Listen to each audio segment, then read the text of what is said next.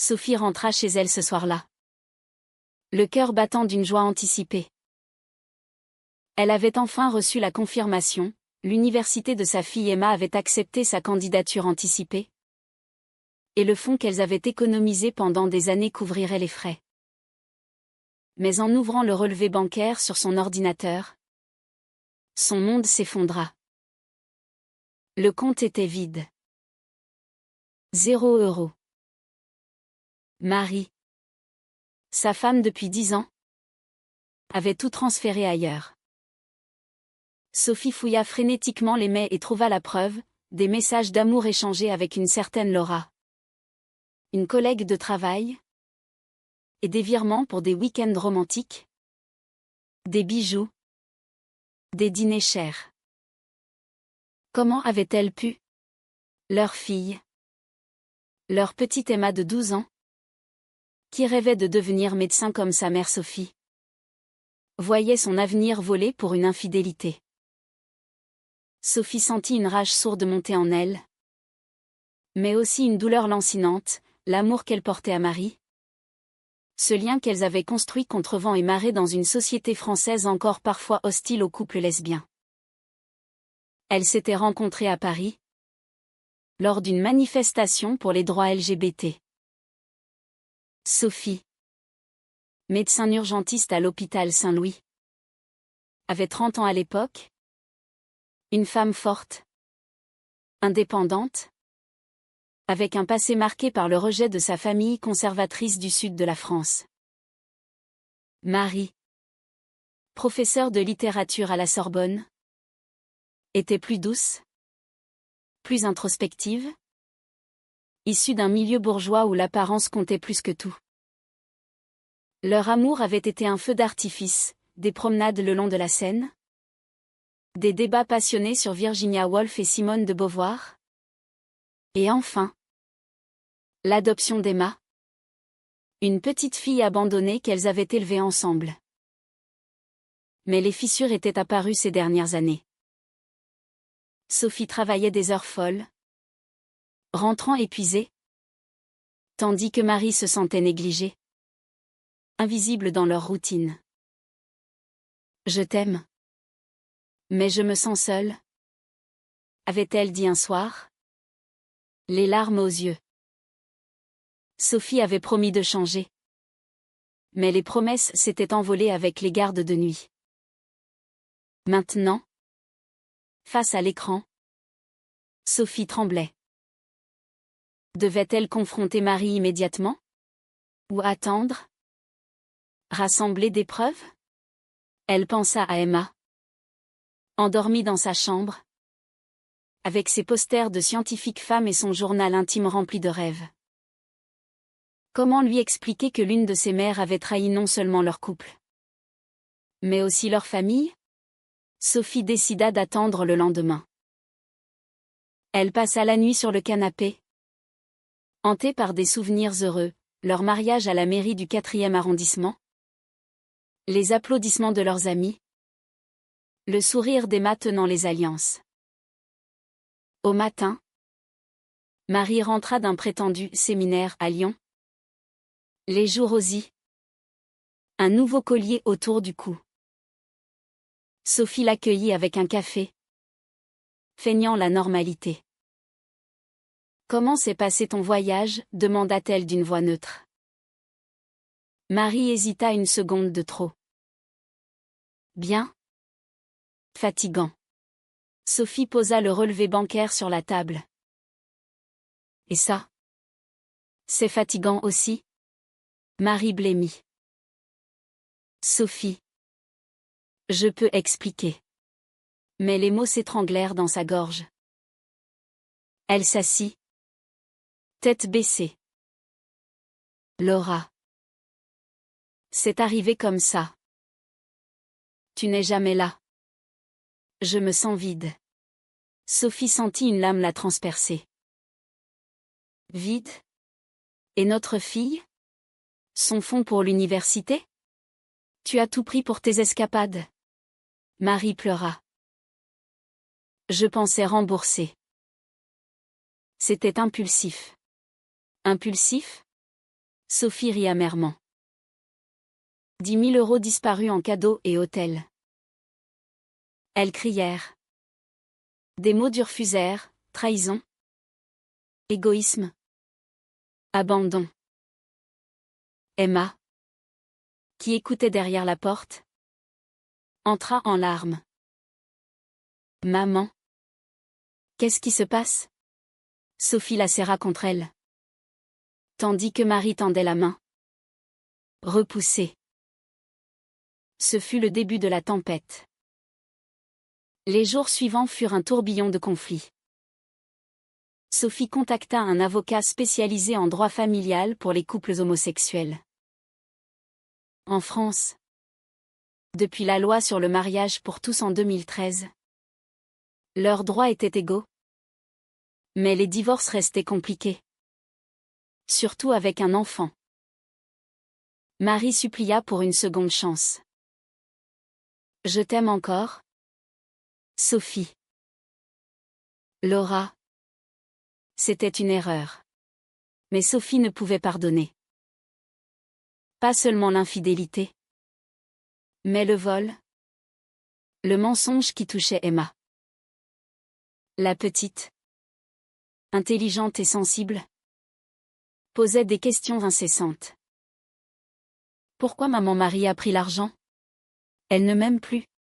Sophie expliquait du mieux qu'elle pouvait, évitant les détails sordides. Mais Emma fouillait en secret, elle trouva les mails sur l'ordinateur de Marie. Lus en cachette. À 12 ans, elle comprenait plus qu'on ne le pensait. Elle vit les photos de Laura. Une femme plus jeune, rieuse, et sentit une jalousie brûlante envers cette intruse qui volait sa famille. Sophie luttait intérieurement. Était-elle responsable? Avait-elle négligé Marie au profit de sa carrière? Les urgences l'appelaient sans cesse, accident, maladie, vie sauvée. Mais à quel prix? Sa propre vie s'effritait. Elle pensa à sa mère, qui n'avait jamais accepté son orientation sexuelle, lui disant autrefois, les familles comme la tienne ne durent pas. Était-ce vrai? La société française progressait. Mais les regards en coin, les commentaires murmurés persistaient. Sophie se sentait doublement trahie, par Marie, et par ses propres illusions d'un amour invincible. Elle décida de demander la garde exclusive d'Emma, arguant que Marie était instable. L'avocat approuva, avec la preuve du vol. Vous avez un bon dossier. Mais Marie contre-attaqua, accusant Sophie d'absentéisme émotionnel. Le combat judiciaire s'annonçait féroce. Emma, au milieu, se sentait perdue. À l'école, ses amis parlaient de famille normale, et elle se demandait si sa vie était anormale. Elle adorait ses deux mères, mais la trahison de Marie l'arrangeait. Un soir, elle confronta Marie seule.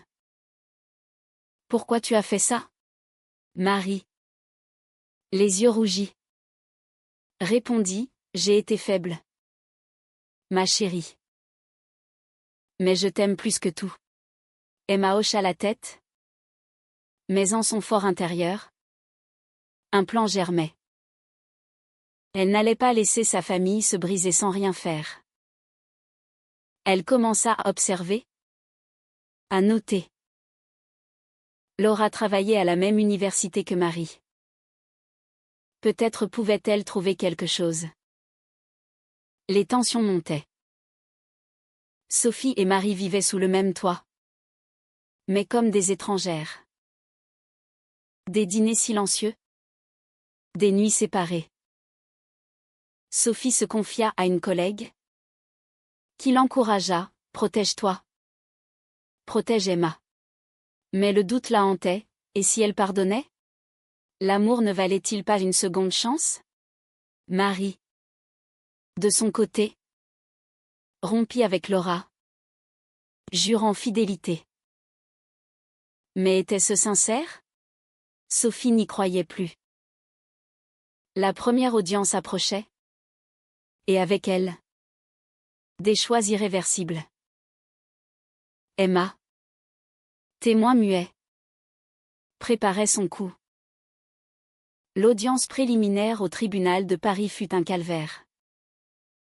Sophie, vêtue d'un tailleur strict, exposa les faits, le vol du fonds, les preuves d'infidélité. Son avocat présenta les relevés bancaires, les mais. Marie, pâle, défendue par son propre conseil, argua que c'était une erreur passagère, qu'elle avait déjà commencé à rembourser.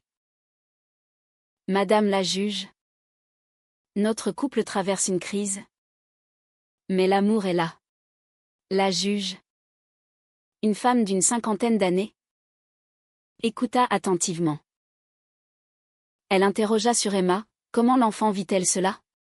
Sophie répondit, elle est dévastée, mais résiliente. Marie ajouta, je ferai tout pour réparer. La juge ordonna une médiation familiale et une évaluation psychologique pour Emma. En sortant, Sophie évita le regard de Marie. C'est fini entre nous, murmura-t-elle. Marie pleura dans les toilettes du palais de justice. De retour à la maison, un appartement haussmannien dans le Marais, l'atmosphère était électrique. Emma feignait l'innocence. Mais elle avait fouillé le téléphone de Marie pendant l'audience. Elle y trouva des messages supprimés, Laura insistait pour continuer, menaçant de tout révéler à l'université si Marie la quittait. Emma, avec son esprit vif, comprit l'opportunité. Elle n'était qu'une enfant, mais élevée par deux femmes intelligentes. Elle savait naviguer sur Internet. Elle créa un compte anonyme sur un forum LGBT, postant des captures d'écran floutées des messages, demandant des conseils, ma mère est trompée. Que faire? Les réponses affluèrent, confrontées. Pardonner? Ou exposer? Mais Emma alla plus loin. Elle contacta Laura via un faux profil, se faisant passer pour une amie de Marie. Marie veut te voir une dernière fois. Laura mordit à l'hameçon, fixant un rendez-vous dans un bar du quartier latin. Sophie, ignorant tout, luttait avec ses démons. Au travail, elle sauva une jeune femme d'une overdose, mais rentra épuisée, hantée par l'idée que sa famille était brisée.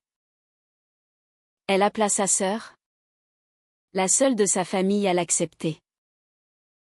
Je ne sais plus quoi faire. Claire. Sa sœur répondit, protège Emma. L'amour ne justifie pas tout. Sophie acquiesça. Mais au fond, elle doutait. Marie, elle, cherchait à se racheter. Elle reprit des heures supplémentaires, vira de l'argent sur un nouveau compte pour Emma. Regarde, Sophie. Je répare. Mais Sophie secoua la tête. Trop tard. Les disputes reprirent, accusant l'une l'autre de rigidité, d'égoïsme. Tu penses seulement à ta carrière, criait Marie. Et toi?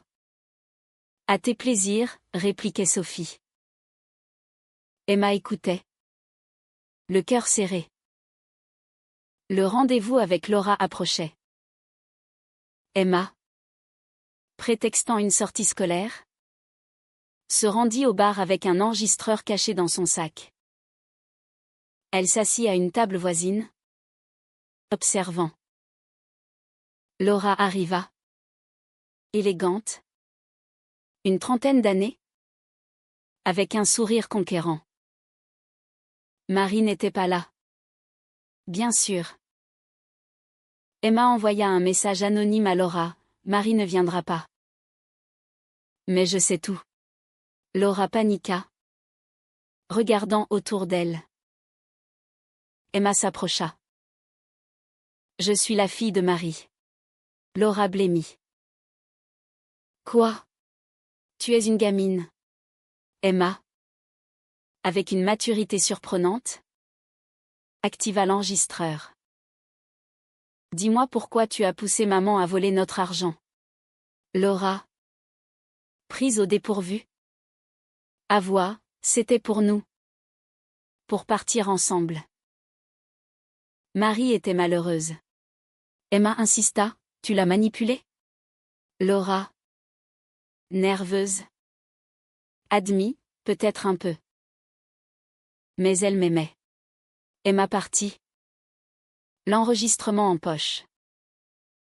De retour, elle montra la preuve à Sophie. « Maman. Écoute ça. » Sophie, stupéfaite, entendit Laura confesser la manipulation. « Emma. Comment as-tu? » La petite répondit, « Je voulais aider. » Sophie serra sa fille. Fière mais inquiète. Était-ce éthique?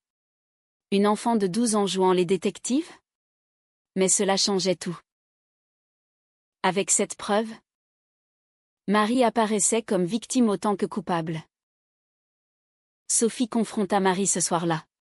« Écoute ça. » Marie fondit en larmes. « Laura m'a poussée. Mais j'ai choisi. » « Pardon. » Sophie, touchée, hésita. Peut-être y avait-il une voie pour le pardon. Mais les blessures étaient profondes. La médiation familiale commença. Une psychologue, spécialisée en famille LGBT, les reçut.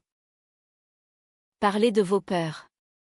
Sophie avoua, « J'ai peur de perdre Emma. De revivre le rejet. » Marie confia, « J'ai peur de la solitude. D'être jugée. » Emma, présente, dit, « J'ai peur que vous vous sépariez. » La psy nota les progrès, mais souligna les défis, la société française, malgré les avancées, imposait encore des pressions. Des amis hétéros enviaient leur couple. Mais d'autres murmuraient. Sophie pensa à un article récent sur les divorces lesbiens. Souvent plus durs à cause des stéréotypes. Emma, galvanisée par son succès, continua son enquête. Elle découvrit que Laura avait un passé, une plainte pour harcèlement à son ancien boulot. Elle envoya anonymement l'info à l'université de Marie. Laura fut convoquée, risquant son poste. Marie, apprenant cela, se sentit libérée. Merci.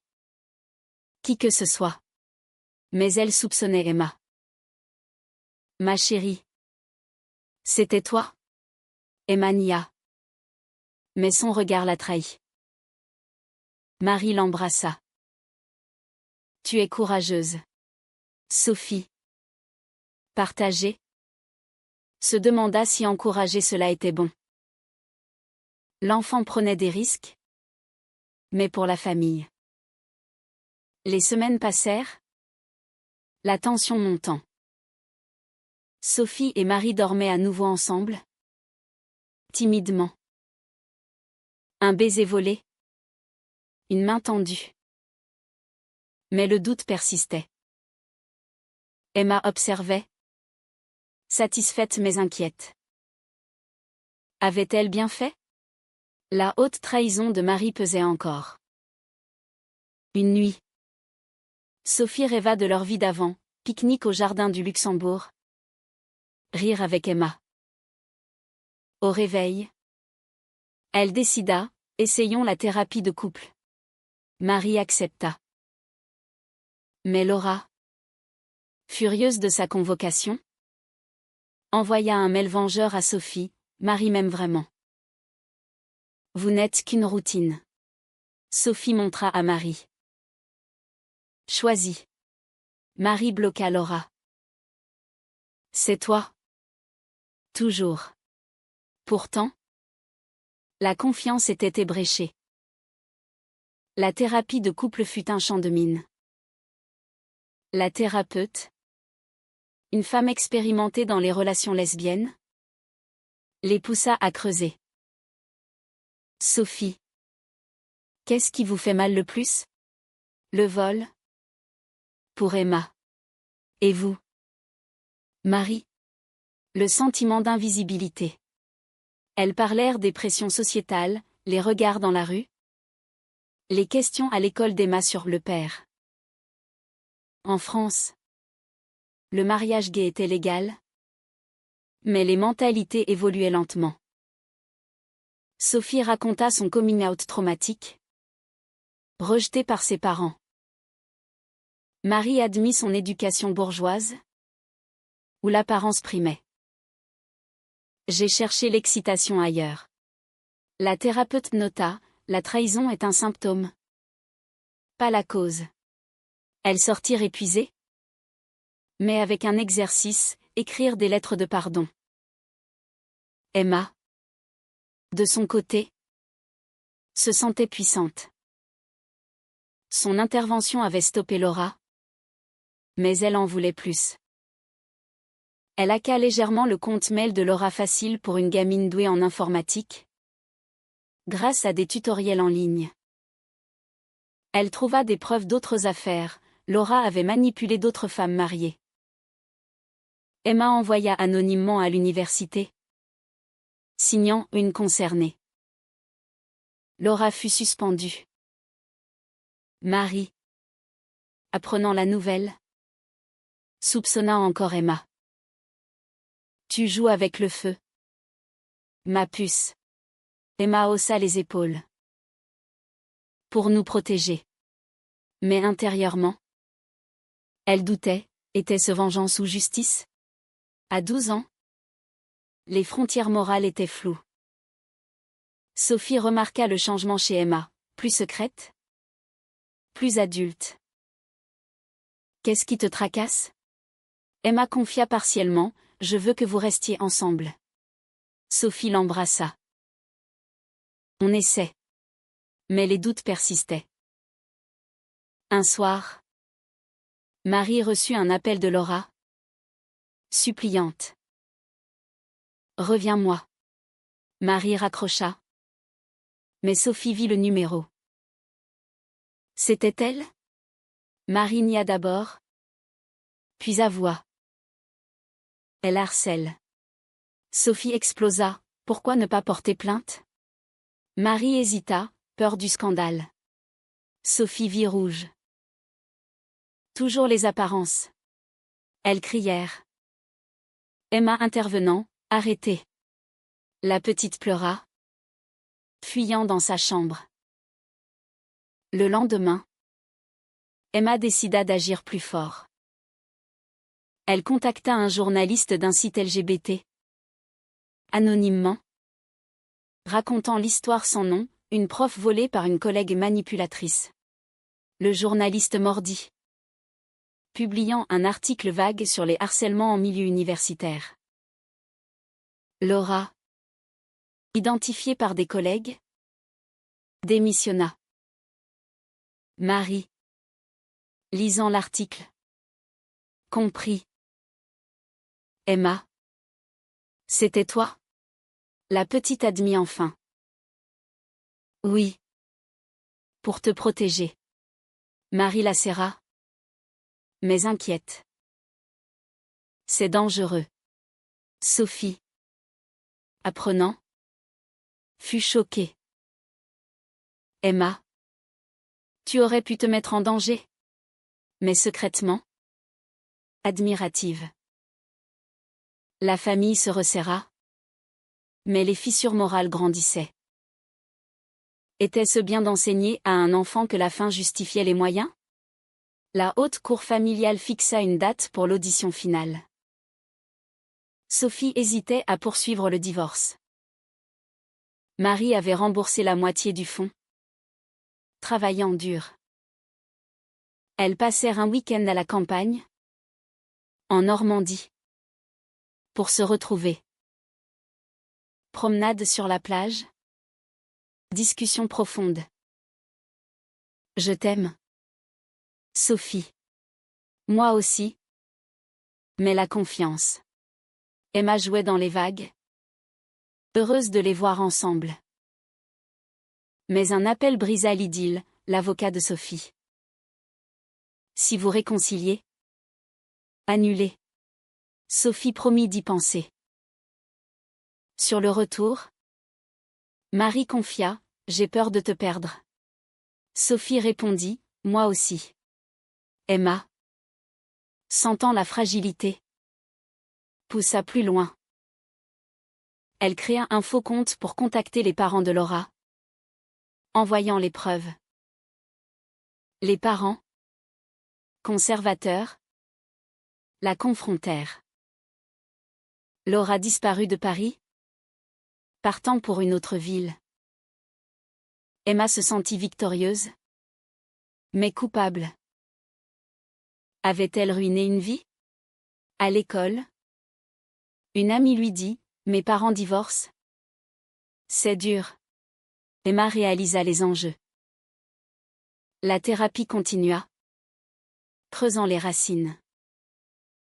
Sophie admit sa négligence, je priorisais le travail pour prouver ma valeur.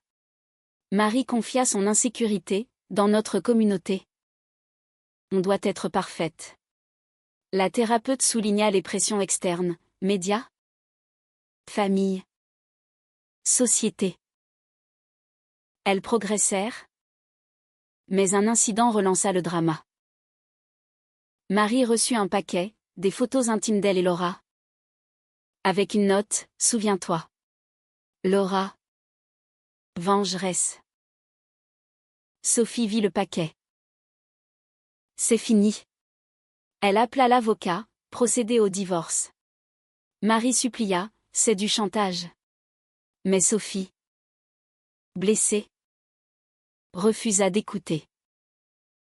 Emma, paniquée, confronta Sophie, ne fais pas ça. Sophie pleura, je dois me protéger. Emma, désespérée, avoua tout à Marie, ses manigances. J'ai tout fait pour la stopper. Marie, touchée, l'embrassa. Tu es incroyable. Mais arrête maintenant. Ensemble, elles allèrent voir Sophie. Écoute-nous. Emma raconta, Laura est partie grâce à moi. Sophie, stupéfaite, réalisa l'étendue. Tu as risqué tant pour nous? Emma hocha la tête. Parce que je vous aime. Sophie fondit, embrassant sa famille. Peut-être y avait-il espoir. Mais la décision pesait, pardonner ou partir? La société jugerait. Mais c'était leur choix. L'audition finale approchait. Et la tension était palpable. Sophie, Marie et Emma préparaient leur témoignage. L'avocat de Sophie conseilla, insister sur la stabilité pour Emma. Celui de Marie, montrer le remords. Mais en privé, Sophie et Marie se rapprochaient. Des dîners cuisinés ensemble. Des films regardés blottis. Peut-être qu'on peut annuler? Murmura Sophie un soir. Marie sourit, oui. Emma, observant, se sentait soulagée. Mais Laura refit surface, un mail anonyme à l'hôpital de Sophie. Avec les photos. Votre femme est infidèle.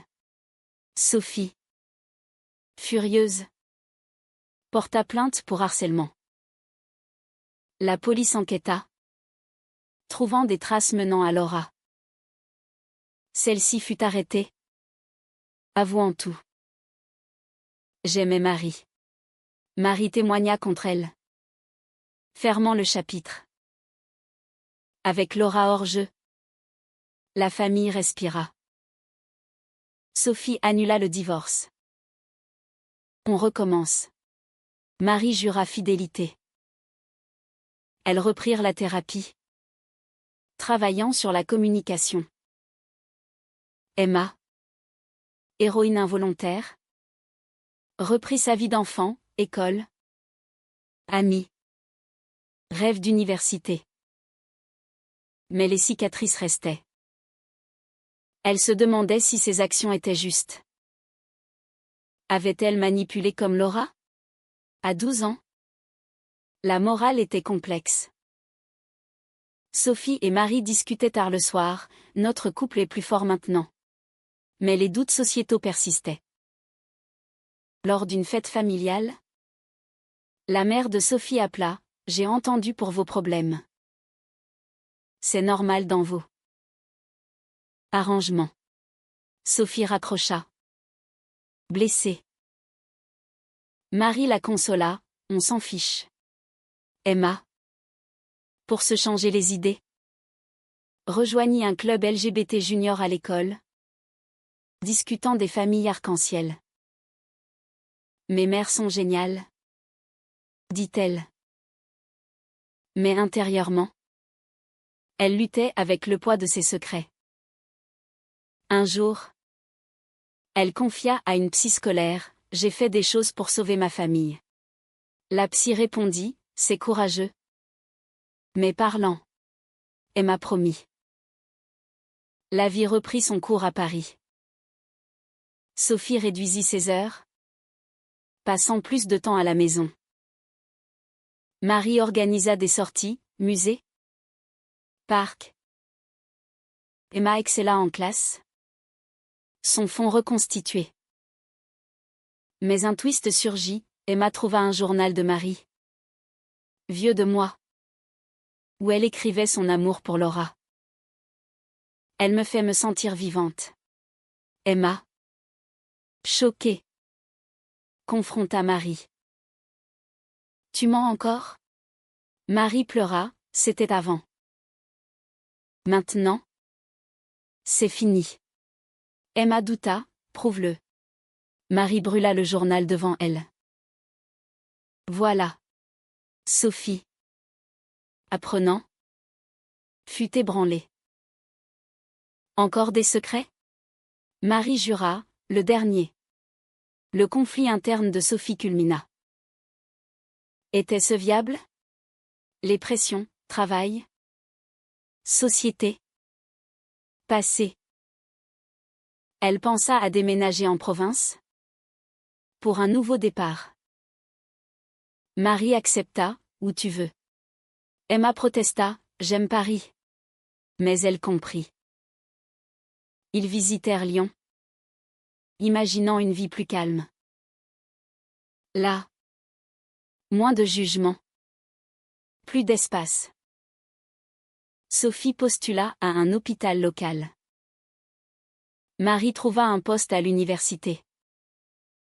Emma, excitée par le changement, oublia ses doutes. Mais Laura, libérée sous caution, envoya une lettre, je ne lâcherai pas. Panique. Sophie renforça la sécurité. Emma, furieuse, voulut riposter. Mais Marie l'arrêta, assez. Laisse la justice. Emma obéit. Mais rumina. À la cour, Laura fut condamnée à une amende et interdiction d'approche. Soulagement. La famille décida de rester à Paris. Plus fort. Sophie et Marie renouvelèrent leurs vœux en privé, avec Emma comme témoin. Pour toujours. Larmes de joie. Mais la réalité frappa, Emma entra en adolescence, posant des questions sur l'amour, la fidélité. Comment savoir si c'est vrai? Sophie répondit, par les actions, pas les mots. Marie ajouta, et le pardon. Emma hocha la tête. Mais son expérience l'avait marquée. Elle écrivit un essai pour l'école, Les familles modernes, gagnant un prix. Fière, mais introspective. Les mois passèrent, la paix s'installant. Sophie sauva des vies. Marie inspira des étudiants. Emma grandit. Mais un appel anonyme, Laura est de retour. Faux alarme. Mais la peur l'ingéra. Sophie se demanda, valait-il la peine de lutter? Oui. Pour Emma. Marie, sentant le doute, organisa un voyage à la Côte d'Azur. Soleil, mer, rire. Emma nagea. Heureuse. Merci. Maman. Sur la plage, Sophie et Marie se tinrent la main. On a surmonté. Mais au fond, les blessures cicatrisaient lentement. Le retour à Paris marqua un tournant. Sophie et Marie, plus unies, affrontèrent les défis quotidiens. Sophie prit un congé pour une formation, passant du temps avec Emma. Marie publia un article sur la littérature lesbienne, dédié à Sophie. Emma, inspirée, commença un blog anonyme sur les familles LGBT, partageant des histoires sans révéler la leur. L'amour triomphe. Mais à quel prix, écrivit-elle. Les commentaires affluèrent, soutien, critique. Une lectrice, le pardon est faible. Une autre, c'est courageux. Emma réfléchit, avait-elle forcé le pardon? Un incident testa leur unité. À une réunion parents-élèves, une mère conservatrice murmura, « Deux mères ?» Pas étonnant les problèmes. Sophie, entendant, répondit calmement, « Nos problèmes sont humains. Pas liés à notre orientation. » Marie la soutint. Emma, fière, mais blessée. Plus tard, elle confronta, « Pourquoi les gens jugent ?» Sophie expliqua, « Ignorance. » Marie ajouta, « On change ça par l'exemple. » Emma acquiesça. Mais son blog devint plus militant. Laura refit surface via un avocat, demandant des excuses pour diffamation. Sophie rit, c'est elle la coupable. Elles contre-attaquèrent, gagnant. Laura disparut définitivement. Victoire. Mais Emma se sentit vide. Avait-elle perdu son innocence? À 12 ans maintenant 13 elle portait un fardeau adulte. Sophie et Marie remarquèrent, parlons. Emma avoua, j'ai peur d'avoir mal agi. Elles la rassurèrent, tu as sauvé notre famille. Mais intérieurement, elle doutait, encourager la vengeance? La vie continua. Avec des hauts et bas. Sophie fut promue, équilibrant mieux. Marie écrivit un roman inspiré de leur histoire. Flouté. Pour exorciser. Emma lut le manuscrit, c'est nous. Marie sourit, inspirée. Emma suggéra des changements, plus d'espoir. Le livre fut publié. Acclamé dans la communauté LGBT. Interview. Débat.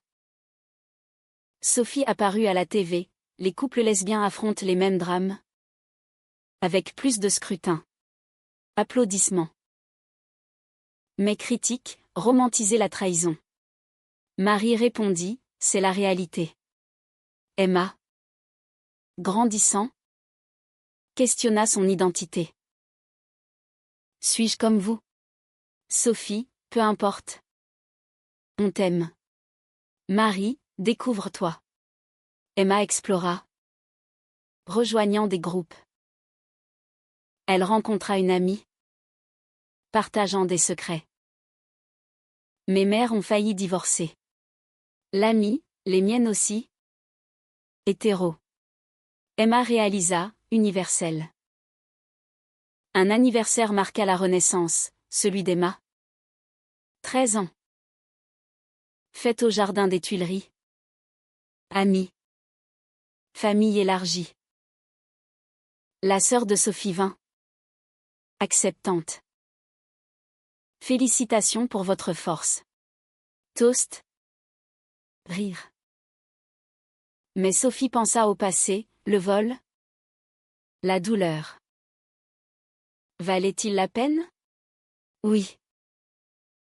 Marie murmura, merci d'avoir pardonné. Sophie, merci d'avoir changé. Emma. Observant. Se promit, je protégerai toujours. Pourtant. Un doute final surgit. Emma trouva un vieux mail non supprimé, Maria Laura. Post-trahison. Je t'oublierai pas. Daté d'après la rupture. Elle confronta, encore. Marie pâlit, c'était une faiblesse. Effacée depuis. Sophie. Apprenant. Explosa, toujours des mensonges. Dispute épique. Emma intervint, stop. Décidez-vous. Sophie et Marie. Face à face. Choisir, on continue. Mais avec vérité totale. Marie effaça tout. Jurant. Sophie accepta. Mais surveilla.